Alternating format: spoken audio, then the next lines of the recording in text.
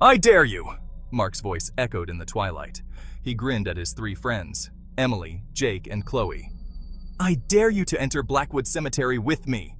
Emily shivered. The old cemetery was rumored to be haunted. It lay at the edge of town, shrouded in an unsettling silence. She glanced at Jake and Chloe. Their faces mirrored her apprehension. Come on, scared? Mark taunted, his bravado a thin veil over his own fear. Emily drew a deep breath. She wouldn't let Mark think she was scared. Fine, she declared, but if we see any ghosts, you're running first. The iron gates creaked open, as if disturbed after a long slumber. The setting sun cast an eerie orange glow across the cemetery, making the crooked tombstones look like teeth in the gaping maw of a monster. The friends walked along a path choked with weeds and overgrown ivy. The air grew heavy with the smell of damp earth and decaying leaves. Each rustle of wind sent shivers down their spines. This place is creepy, Chloe whispered, her voice trembling. Jake nodded in agreement, his eyes darting nervously around the darkening graveyard. Emily couldn't help but feel a growing sense of unease. The further they walked into the cemetery, the colder the air became. It was as if they were stepping into a different world. They reached a clearing. In the center stood a towering oak tree, its branches gnarled and twisted like the arms of a skeletal giant. Underneath the tree, a weathered stone bench seemed to beckon them closer. As they approached the bench, Emily thought she heard a whisper. It seemed to come from the ancient oak, its voice a low moan on the wind. She stopped, her heart pounding in her chest. "Did you hear that?" she asked, her voice barely a whisper. Her friends exchanged uneasy glances. "Hear what?" Mark asked, his voice strained.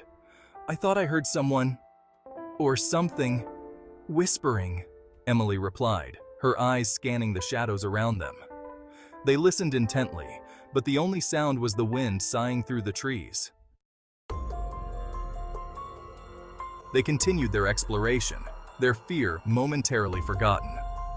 At the far end of the cemetery, partially concealed by overgrown shrubs, stood a mausoleum. Its gray stone walls were discolored with age, and the iron gate hung precariously from its hinges. "That must be the Blackwood Mausoleum," Jake whispered, his voice hushed with a mixture of fear and fascination. Legends about the mausoleum and its occupant had been passed down through generations in their town. It was said to be haunted by the ghost of Samuel Blackwood, a wealthy merchant who had died under mysterious circumstances. "Let's go inside," Mark said, his voice suddenly loud in the stillness. Emily hesitated. The mausoleum seemed to exude an aura of coldness, a chilling presence that sent shivers down her spine. But she knew Mark would never let them live it down if they chickened out now. Section 5. A Name in the Darkness. They pushed open the creaking iron gate and stepped inside. The air within the mausoleum was heavy and cold, thick with the smell of dust and decay. The only light came from the sliver of moon shining through a crack in the ceiling, illuminating the interior in an eerie, otherworldly glow. Cobwebs hung from the corners, and dust covered every surface. In the center of the room stood a sarcophagus, its once polished surface now dull and scratched. On the wall behind it hung a faded portrait of a man with piercing blue eyes and a stern expression. Beneath the portrait, an inscription read, "Samuel Blackwood, may he find peace in death that eluded him in life." As Emily read the inscription, a cold wind swept through the mausoleum, extinguishing their only source of light. A blood-curdling wail echoed through the chamber, bouncing off the cold stone walls. Section 6. Trapped! Panic surged through Emily. The hair on the back of her neck stood on end. This was no trick of the wind. The mausoleum was haunted. "Let's get out of here!" she screamed, her voice high-pitched with terror. They rushed towards the iron gate, but it wouldn't budge. It was as if an invisible force was holding it shut. They rattled the bars, but the gate wouldn't open. They were trapped. "Help!" Chloe cried, her voice shaking with fear. "Someone help us!" But her cries were met with only an eerie silence. The temperature in the mausoleum seemed to plummet, and Emily could feel her breath forming icy clouds in the air. The smell of damp earth and decay intensified, suffocating them. Suddenly, a figure began to materialize before their eyes. It shimmered like heat waves rising from asphalt, gradually solidifying into the form of a man. He wore a tattered coat and breeches, and his face, though handsome, was etched with an expression of profound sadness. "Samuel Blackwood," Jake whispered, his eyes wide with terror. The ghost turned his sorrowful eyes towards the group.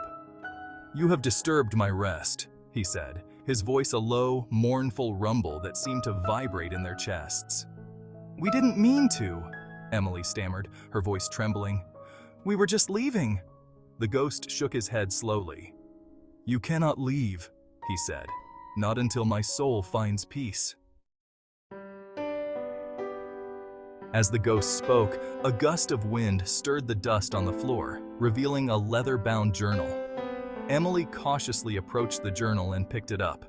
The cover was cold and slightly damp to the touch. She opened it to the first page. The words were written in elegant cursive, faded but still legible. "This is my story," the ghost said, his voice filled with sorrow. "Read it, and you will understand my pain." Emily began to read aloud. The journal told the story of Samuel Blackwood, a man who had been deeply in love with a woman named Eleanor. But their love had been forbidden. Eleanor's family had disapproved of Samuel, and they had forced her to marry another. Heartbroken, Samuel had died young, his spirit unable to find peace. As Emily read, she felt a connection to the ghost. She understood his pain, his longing for a love that had been denied. She continued reading, her voice gaining strength with each passing moment. Finally, Emily reached the last page of the journal. "Eleanor never stopped loving me." Samuel's words echoed in her mind. "She carried my memory in her heart until the day she died." As Emily read those final words, she felt a shift in the atmosphere. The temperature in the mausoleum seemed to rise, and the oppressive feeling that had been crushing them lifted. She looked up from the journal. Samuel Blackwood's ghostly form was fading, becoming more translucent with each passing second. "Thank you," he whispered, his voice filled with gratitude. "You have given me the peace I have longed for." With a final sigh, the ghost of Samuel Blackwood vanished, leaving behind only the faint scent of lavender and the echo of his sorrowful tale. The iron gate creaked open, as if released from an invisible grip. The friends wasted no time in fleeing the mausoleum. They didn't stop running until they were safely outside the cemetery gates, gasping for breath in the cool night air. As they stood there, catching their breath, the events of the past hour washed over them. They had faced their fears, confronted a ghost, and helped a tormented soul find peace. "What was that?" Chloe finally whispered, her voice still shaky. "That," Emily said, her voice filled with awe, "was Samuel Blackwood." They never spoke of that night again. But the memory of the haunted mausoleum, the chilling wails, and the sorrowful ghost of Samuel Blackwood remained etched in their minds, a haunting reminder of the unseen world that existed just beyond the veil of their own.